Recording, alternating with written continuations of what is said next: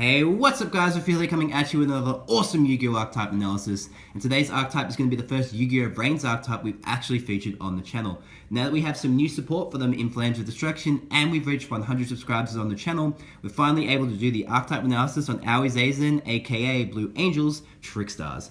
The Trickstars are an archetype of monsters utilized by Aoi Zazen throughout the Yu-Gi-Oh! Brains anime. They follow a visual theme of Japanese idols and have most of their names after various flowers. They have effects focused around either burning the opponent in instances of 200 or being able to spam out link monsters.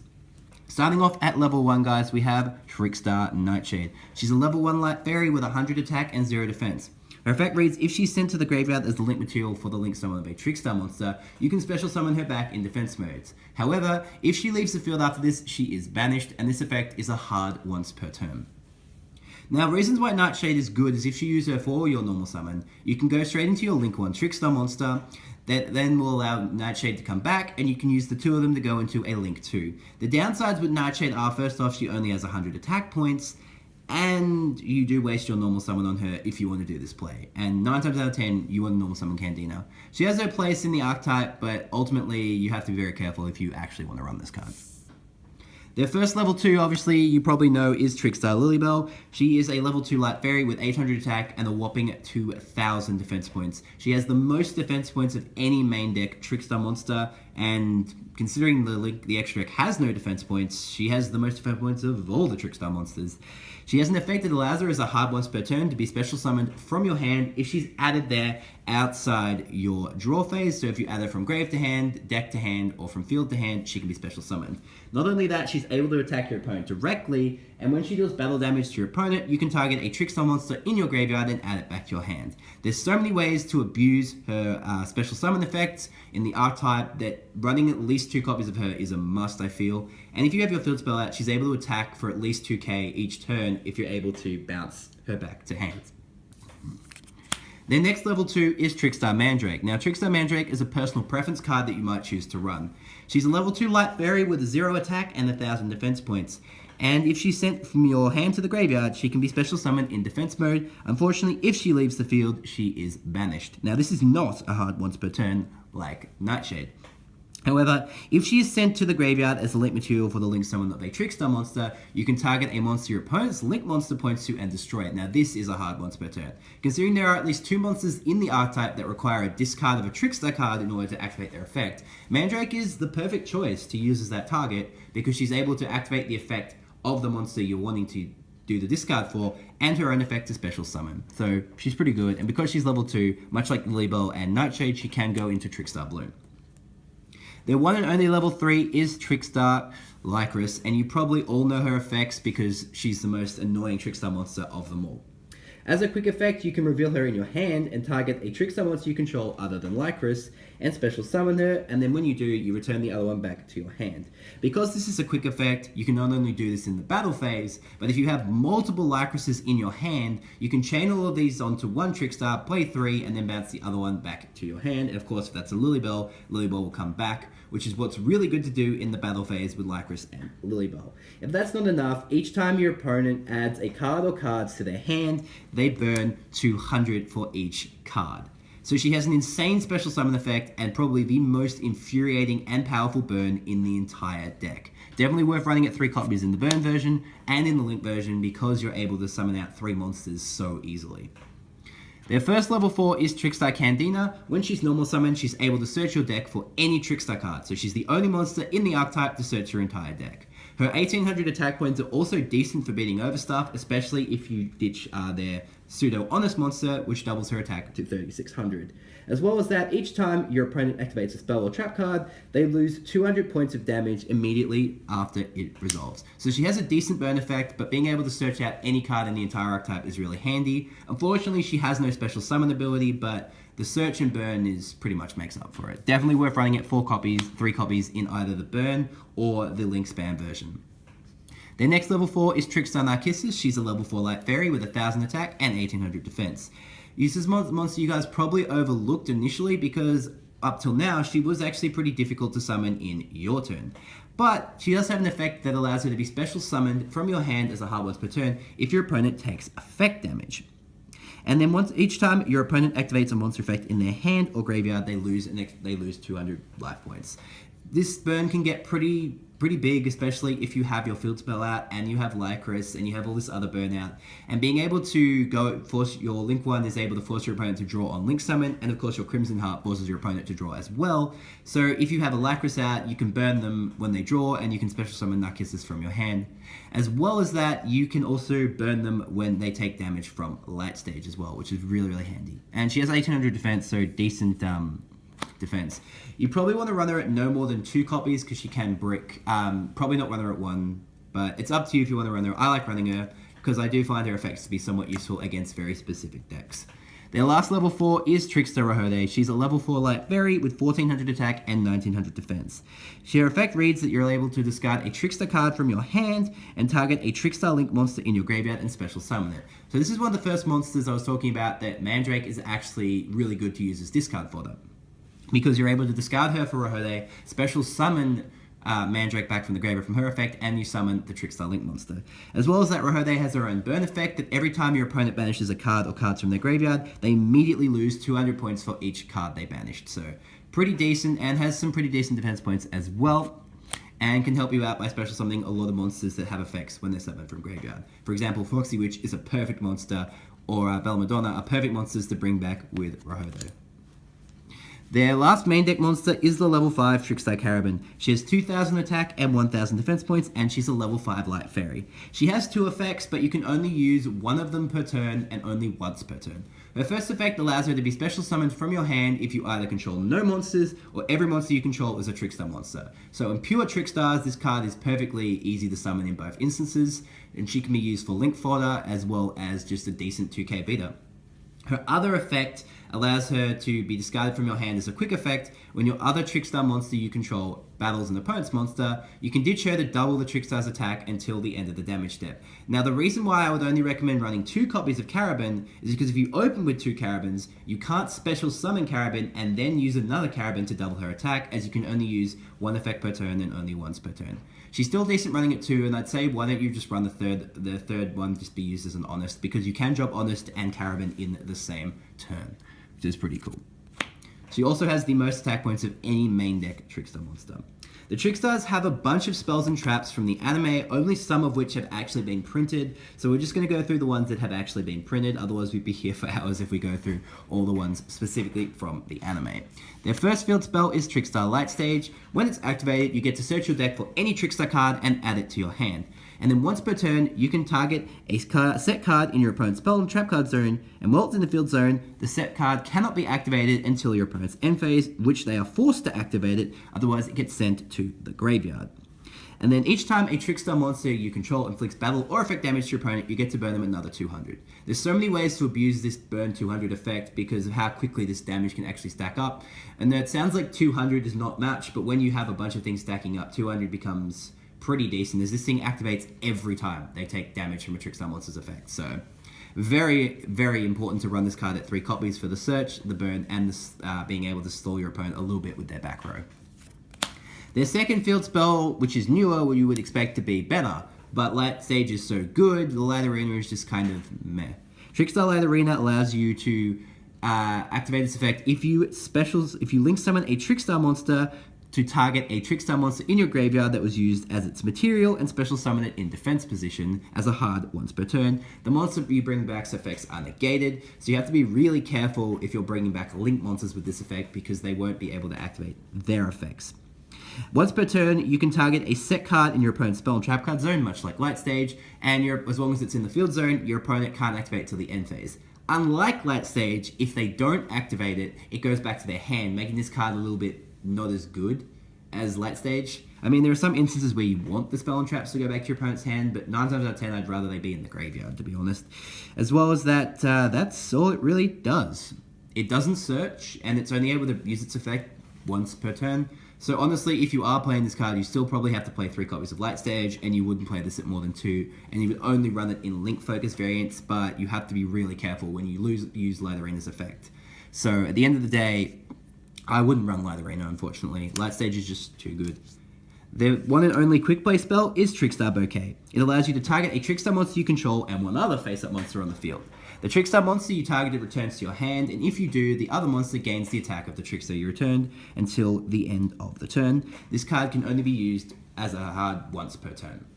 Now this card works really well with Lilybell, and I initially overlooked it, and now that I've been testing it in the deck, it's pretty good. Being able to bounce your Lilybell and pump power to one of your higher link monsters to give them the attack they need to bounce over things, because the Trickstar link monsters don't have that high attack points for what links they are. As well as that, being able to bounce the Lilybell back in the battle phase, of course, allows it to be summoned again and attack. So definitely worth running this card at 2 if you're going to run it, but at the end, it's personal preference and it's up to you. But I like it, and it's nice to see Narcissus on the artwork rather than just the usual monsters we see on the Trickstar spells and traps. Their one and only equipped spell is Trickstar Magical Roller. It can only be activated once per turn, but when it's activated, you target a Trickstar monster in your graveyard and special summon it and equip it to this card. Obviously, if the equip leaves the field, they die, and if they die, the equip leaves the field, usual things like that. The other effect of the card is if your opponent takes battle or effect damage from the equipped Trickstar monster, you can special summon another Trickstar monster from your hand, and this effect is once per turn, obviously. But there are so many monsters that have effects when they're special summoned from the graveyard. In particular, bringing back Foxy Witch is insanely powerful with this card, because when she's special summoned, she burns your opponent, and then if you've burned your opponent, you can summon out another monster from your hand. This card is insanely good and definitely worth running it too. Hopefully it comes to TCG soon, because it's such a crucial part of how I play Trickstars. Finally, guys, their one and only trap card is Trickstar Reincarnation. You pretty much hate this card. I still think it's an incredibly fair card. It allows you to banish your opponent's entire hand, and if you do, force them to draw the same amount. On its own, Reincarnation is a perfectly fair card because all it does is refresh your opponent's hand. It can also de-brick your opponent 9 times out of 10, so you've got to be really careful when you use it. The thing that makes Trickstar Reincarnation so powerful, however, is its graveyard effect. You can banish it from your graveyard to special summon a Trickstar monster from your grave. It's not once per turn, and it can be activated the turn it's sent there, unlike a lot of older archetypes that got new traps with graveyard effects. This card is insanely worth running. If you're playing TCG, we will be running this card at 3, especially because of its graveyard banish effect. OCG can only run this card at 1, but I don't see this card getting hit in TCG anytime soon, because it's a perfectly fair card on its own. Moving on to the extra deck, guys. First off, at link 1, we have Trickstar Bloom. Trickstar Bloom is a link 1 Trickstar that points middle down. She requires 1 level 2 or lower Trickstar monster, so there's currently only 3 monsters in the archetype that can make her. If she's link summoned, you can force your opponent to draw a card.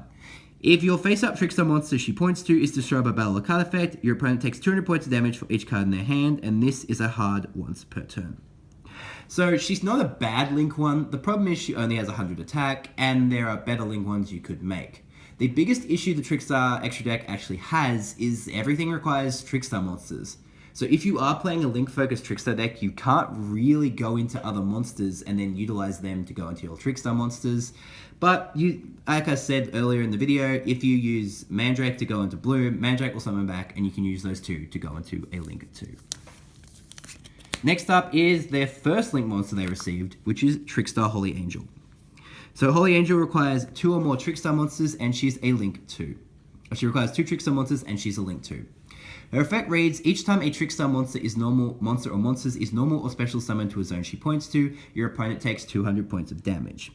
Trickstar monsters she points to cannot be destroyed by battle or card effects, and if your opponent takes damage from a Trickstar monster's effect, Holy Angel gains the amount of damage taken until the end of the turn. So she's actually a better boss monster than Madonna, given that she does have protection. She's able to burn your opponent whenever something's summoned, and she gains the attack when the monsters use their effects to burn.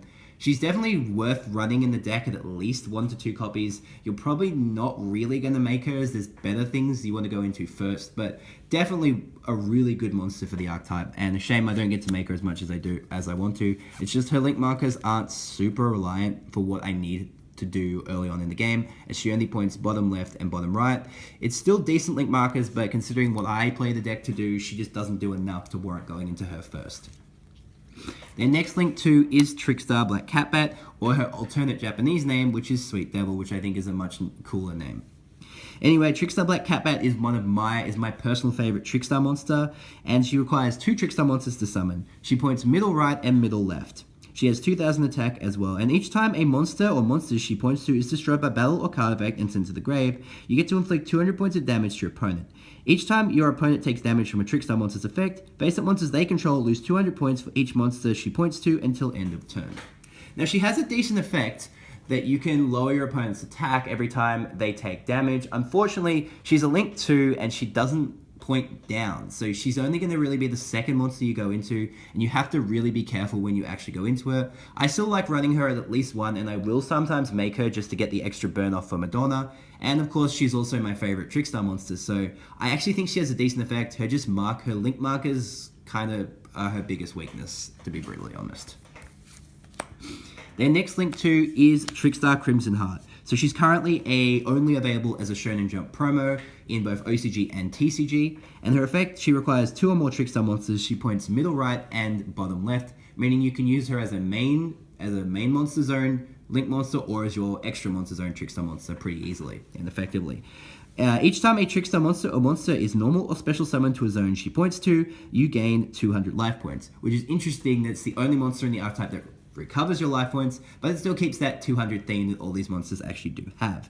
And then at least at once per turn, you can discard a Trickstar card from your hand and force both players to draw a card.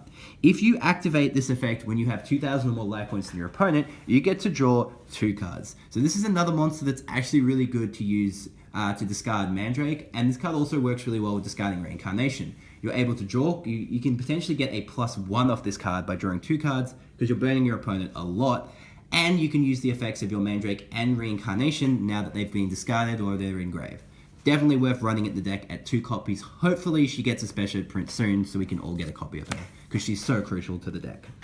Next up is their first Link 3, which is Trickstar Foxy Witch. Foxy Witch, arguably, in my opinion, is the best Link monster in the entire Trickstar extra deck. She's a Link 3 that requires 2 or more Trickstar monsters. She points top, middle, middle left, middle right. And she has an effect that when she is Link summoned, you get to burn your opponent 200 points of damage for every card they currently control. And her second effect reads, when she's special summoned, you get to burn your opponent 200 points of damage for every card they control as well. If she's destroyed by battle or card effect and sent to the graveyard, you get to burn your opponent again 200 points for every card they control. And if that's not all, you also get to float into any Link 2 or lower Trickster you want from your extra deck. Being able to burn on special summon is insanely powerful, as you can bring her back with cards like Rahode, Reincarnation, or Magic Corolla. The downside to Foxy Witch is her Link markers aren't super good if you put her in the extra monster zone. Putting her in the main monster zone though is actually pretty decent. The special summon, the float effect can only be used if she's been Link summoned, so you can't really bring her back with like Corolla, Reincarnation, or Rahode and use that effect. But also equipping her with Corolla and getting the instant burn allows you to get the free special summon immediately. Definitely worth running because so good in the deck. The most consistent burn you're going to get in the entire archetype. Hopefully she gets a TCG print soon because she's such an important monster for the deck. Their second Link 3 is Trickster Delphinium. I probably pronounced that wrong, but I'm not going to attempt to pronounce that correctly. She requires 2 or more Trickster Link monsters, and she points top, middle, bottom left, and bottom right. When she declares an attack while pointing to a Trickstar monster, you can target banished Trickstar cards up to the number of Link monsters your opponent controls and add them to your hand. And for each one you add, she gains an extra 1000 attack. So she has the same base stats as Foxy Witch, but is able to get pretty big pretty quickly, and this card can actually return your banished Reincarnations, your banished Mandrakes, and your banished Nightshades back to your hand, making her easily worth running at least 1 to 2 copies in the deck. Meaning that she also has decent Link markers as well, meaning she can go in your main monster zone or your extra monster zone, but you probably want to put her in the extra monster zone 9 times out of 10. And their final member of the archetype is Trickstar Madonna. So this is the pseudo-boss monster for the archetype, and her Link markers are ridiculously strange and weird. Her effect, she requires 2 or more Trickstar monsters, and she has 2800 attack points, making her the highest attack of any Trickstar monster.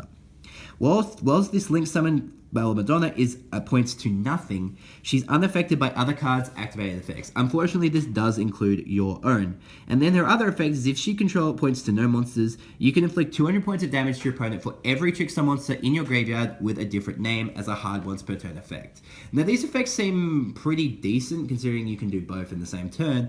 Unfortunately, her link markers are very difficult to play around. She points top, middle, middle right, bottom middle, and bottom left. So there are ways to easily spam both her and Foxy Witch out in the same turn and get both of their effects off, but it's very difficult to play around this card, and she won't win you the game is the biggest issue of the card. You're much more it's something you're going to go into when you only have to do a little bit of damage left to your opponent, kind of like a cowboy situation for the deck. But as a boss monster, as a link 4 for the archetype, she's kind of meh compared to a lot of other link 4s that we've actually seen. But hopefully it's still early days and Tricksters might get a better link 4 down the track. But anyway guys, that's every single Trickster card we have right now. Thank you guys so much for watching. If you haven't already, please remember to like and subscribe. Leave some comments below. Let me know what you think about the Trickster archetype, the way it's going, what the new support is, and what cards you'd like to see from the anime brought in. I'd really love to have a discussion about this deck. And remember guys, if you haven't hit the bell button as well, please make sure you do so. It keeps you updated whenever I make a new video. But anyway guys, thank you so much for watching and I'll catch you for my next video.